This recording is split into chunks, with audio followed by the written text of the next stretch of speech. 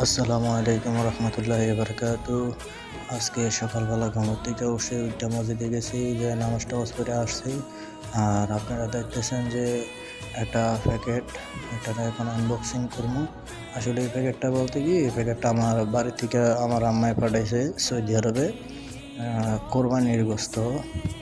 আমি ধরেন কোরবানি ঈদের একদিন আগে সৌদি আরবে আমার ফ্লাইট হয়েছে, সেই কারণে আর বাড়িতে থাকা হইলো না। বাট গরু অনেক আশা ভরসা করে কিনছিলাম, তখন আপনার কিছু করার নেই, হঠাৎ করে ডেট পেরে গেছে গা, আসে পড়ছি এদের আগের দিন। এখন মায়ের বাড়ির থেকে মাংসর প্যাকেট পাঠাইছে আমার জন্য আর আমার মেজো ভাইয়ের জন্য। আসলে আমরা দুই ভাই একসাথেই থাকি। তো দেখতেছেন যে এটা ইমার্জেন্সিভাবে কাটছি, আসছিল আরও 2 দিন আগে।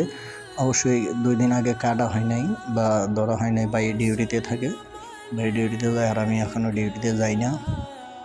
তো দেখছেন এটারে কাইটা কুইটা বরফ গলাইতেছি ভাই। এটার আগে 1 ঘন্টা পানিতে ভিজিয়ে রাখছি, আসলে হয় না, গলে না। এই কারণে এটারে এখন চুলার করে দিয়া এটা গালাইছি। গালায় মনে করেন না যে মাংসটা রান্না করলাম, রান্না করছি, রান্না শেষ পর্যায়ে মনে করেন আমাদের গ্যাস শেষ।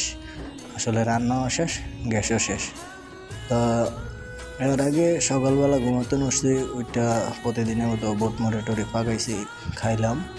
মনে করেন এর আগের দিন রাত্রে হাঁস আনছিলাম, তো সকালবেলা হাঁস রান্না করছি, হাঁস রান্না করে খাওয়া হয়েছে। মনে করেন আজকের খাবার রুমের সবাই মিলাই একসাথে খাওয়া দাওয়া করছি। তো আজকের মতো এই পর্যন্ত।